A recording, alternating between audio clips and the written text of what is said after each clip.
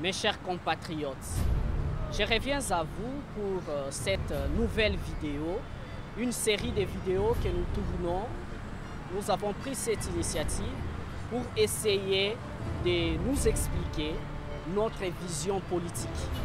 Il y a nombreux qui se sont préoccupés, ils ont posé des questions du genre « c'est quoi ta vision politique? Quelle est ta vision politique ?» Alors j'ai pris cette initiative pour répondre à vos préoccupations en donnant des éléments, des aspects qui fondent ma vision politique pour le Congo. Bien entendu, en raison de mes ambitions politiques, futur président de la République, et ça ne peut pas se limiter seulement par un slogan. Encore faut-il avoir la matière, avoir des idées, un projet qui va devoir me permettre, bien entendu, de mettre en place cette politique pour développer notre pays, la République démocratique du Congo, et le bien-être de l'ensemble de la population congolaise. Alors, comme je vous avais dit l'autre fois, que je vais revenir pour enrichir le premier aspect que nous avons développé, qui parlait, bien entendu, de l'aspect réforme institutionnelle, aspect réduction de certaines institutions jugées moins importantes et la réduction des tailles de certaines d'autres institutions, également réduction des trains de vie de l'État. En rapport avec la dimension continentale de la République démocratique du Congo, qui est déjà pays potentiellement riche, mais dans la réalité, pays pauvre. C'est la raison pour laquelle je suis revenu encore dans cette vidéo pour vous expliquer un autre aspect qui concerne la politique que je vais mettre en place, la politique de gestion, la stratégie de gestion de la chose publique.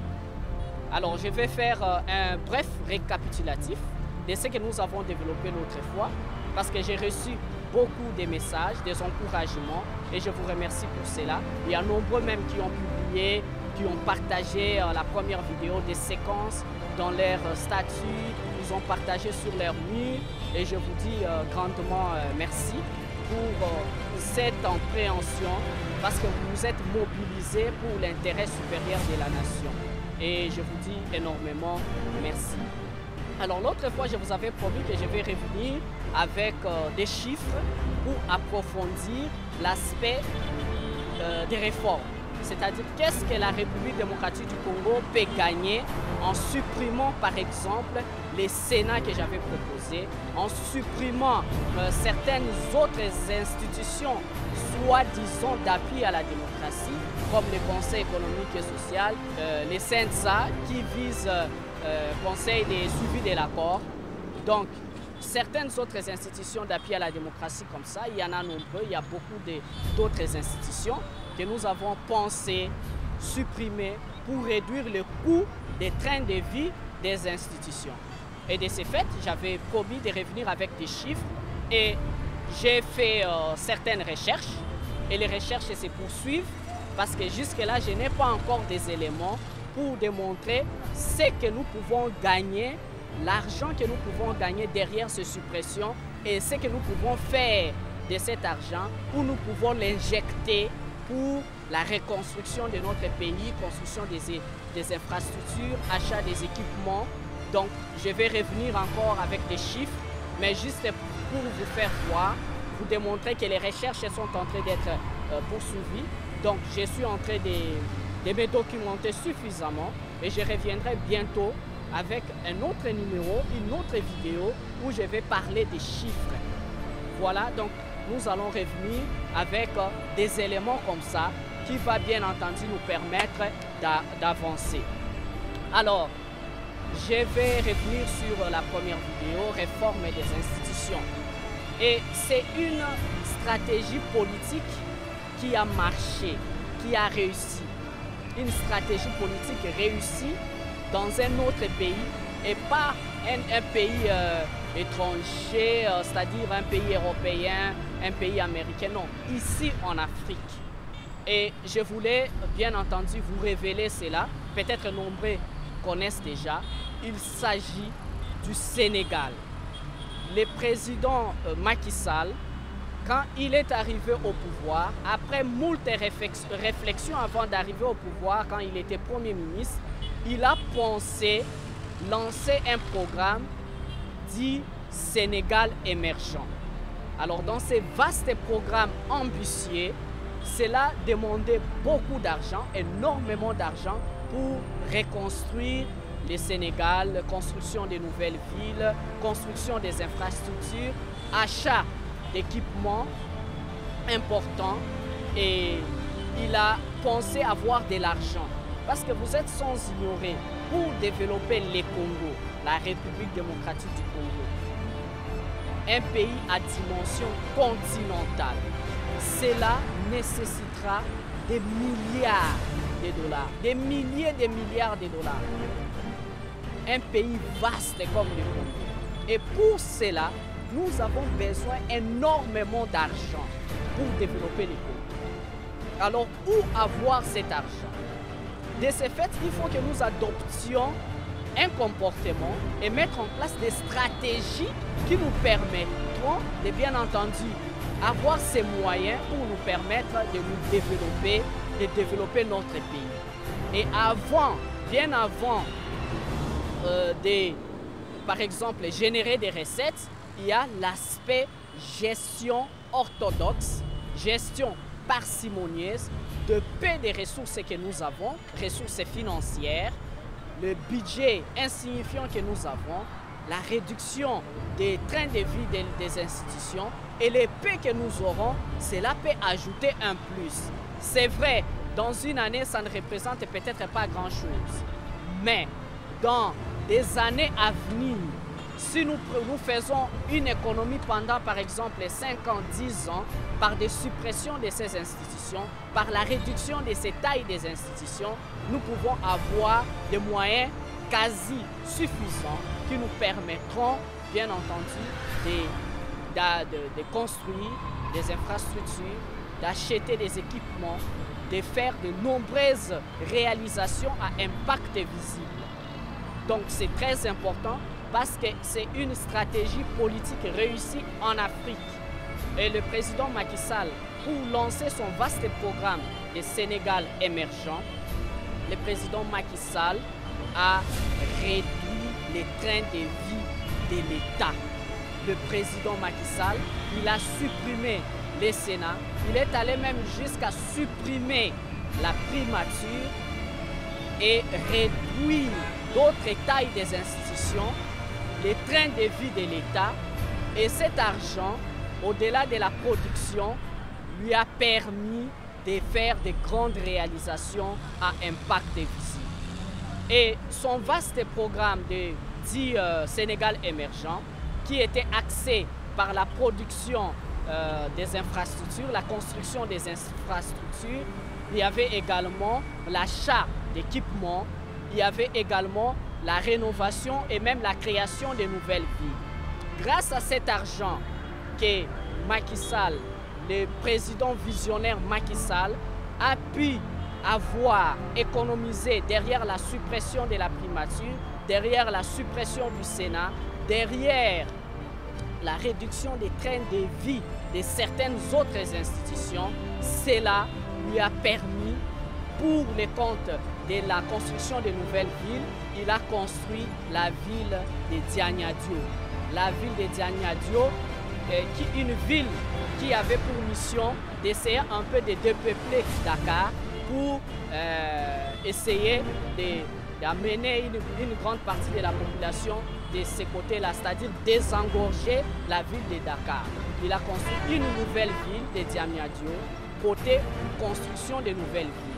Au-delà de la construction de nouvelles villes, il y a eu aussi la construction des infrastructures importantes. Il y a par exemple, il a construit l'aéroport, cela fait partie des équipements, l'aéroport international de Blaise Diagne, un aéroport construit dans des normes internationales, au standard international. Donc c'est un aéroport de qualité qui a été construit grâce à l'argent qui a été pris de la suppression du Sénat, de la primature et des trains de vie de l'État, notamment la réduction de la taille de certaines autres institutions. À part de la construction de la nouvelle ville de Diamniadio, hormis la construction de l'aéroport de Blaise Diagne, il a également construit une autoroute. Macky Sall a construit également une autoroute à dimension aux normes internationales. Macky Sall a construit une autoroute aux normes internationales, aux standards internationaux. L'autoroute de l'avenir, c'est grâce également à l'argent qu'il a pu avoir derrière la réduction des trains de vie de certaines institutions et également la suppression du Sénat et de la primature.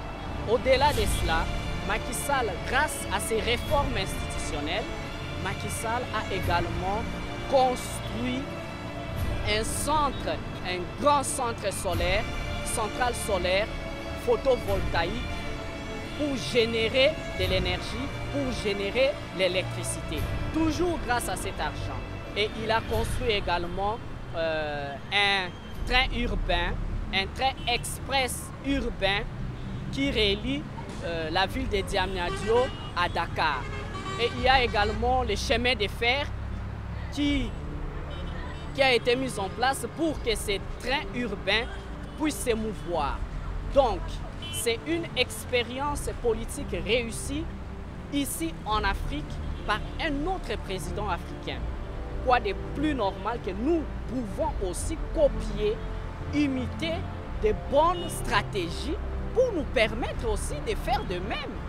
Vous avez certains autres pays de l'Asie du Sud-Est qui se sont développés en imitant d'autres nations. La Corée du Sud a imité son voisin le Japon, son voisin la Corée du Nord. La Corée du Sud a demandé comment vous avez fait voisin pour vous développer. Et ils ont appliqué le même conseil, la même stratégie dans leur pays et cela a marché. Donc c'est une expérience politique vécue, une expérience politique probante. Donc ça peut aussi nous aider, la même stratégie, la même politique pour avoir un peu d'argent qui va nous permettre de développer aussi le Congo. C'est vrai que ça ne représente pas vraiment grand-chose, mais c'est quelque chose. Parce que je vais expliquer aussi, au-delà, bien entendu, de la réduction des trains de vie de l'État, au-delà, bien entendu, de la suppression du Sénat que j'avais suggéré et des assemblées provinciales, également la réduction de la taille de l'Assemblée nationale. Cet argent, à long terme, 5 ans par exemple, cela nous permettra de réaliser certains projets qui vont aider la population congolaise. Donc, je voulais marteler ici que c'est une expérience politique vécue, une expérience politique mise en place, réussie par un pays africain et nous pouvons aussi faire de même. Moi, quand j'avais pensé à ces réformes, pendant ce temps, je n'avais même pas des informations concernant le Sénégal. Mais après avoir me documenté, je me suis rendu compte que ce que j'ai pensé, il y a d'autres nations qui l'ont fait. Donc le Congo aussi peut faire de même et avoir des réalisations. Donc c'est important, je martèle sur la suppression de certaines institutions, des Sénats, réduction de la taille de l'Assemblée nationale. J'avais suggéré au moins 300 députés, là c'est l'arrondissement, parce que nous avons 145 territoires et j'ai pensé à la suppression des assemblées provinciales qui seront remplacées par ce que j'ai appelé le conseil des sages, des notables et des provinces, avec le gouverneur nommé, parce que vous êtes sans ignorer les élections de gouverneurs qui se sont déroulées récemment. Il y a eu des soupçons et des révélations de corruption. Et comment nous pouvons bâtir une nation derrière la corruption. Et au-delà de l'argent que nous pouvons recueillir, bien entendu, par la suppression de ces institutions, il y a aussi, le Congo doit aussi produire. Nous devons produire la production étatique. Et au-delà de cela, nous pouvons aussi avoir quelque chose derrière boucher tous les tuyaux, boucher les trous de coulage des recettes. Là aussi c'est important, nous reviendrons au cours d'une autre vidéo où nous allons expliquer comment nous pouvons faire, quelles mesures draconiennes, quelles mesures drastiques nous pouvons bien entendu mettre en place pour essayer de boucher tous les trous de coulage des recettes. Cela nous permettra d'avoir aussi quelque chose au-delà de la production étatique de certaines ressources naturelles que nous avons. Mes chers compatriotes, je vous remercie. Je vous invite à visiter toujours ma page Facebook. Vous tapez @Guelor pour le futur président de la République officielle sur Facebook. Abonnez-vous massivement, suivez cette vidéo et puis faites vos commentaires, donnez vos commentaires, vos idées, vos conseils, vos orientations. Nous en avons besoin. Nous allons revenir dans une prochaine vidéo. Un autre aspect que nous allons développer dans une prochaine vidéo et nous allons expliquer. Alors nous devons avoir espoir. Le Congo, gardons espoir. Parce qu'il y a de l'espoir pour ceux qui vivent. Parce que nous sommes en vie, parce que le Congo existe, un jour le Congo va se développer. Et le Congo ne va se développer qu'à travers l'un d'entre nos frères ou l'une d'entre nos filles du Congo que Dieu va susciter, qui va nous aider avec une vision. Parce que le Congo, il faut une vision politique, une vision ambitieuse pour développer le Congo. Et la population, nous devons faire confiance à ceux-là qui ont une vision, qui ont des idées pour développer le Congo. Nous devons soutenir, nous devons nous en approprier pour développer notre pays. Mes chers compatriotes, je vous remercie et que l'Éternel, Dieu Tout-Puissant, bénisse notre beau et cher pays, la République démocratique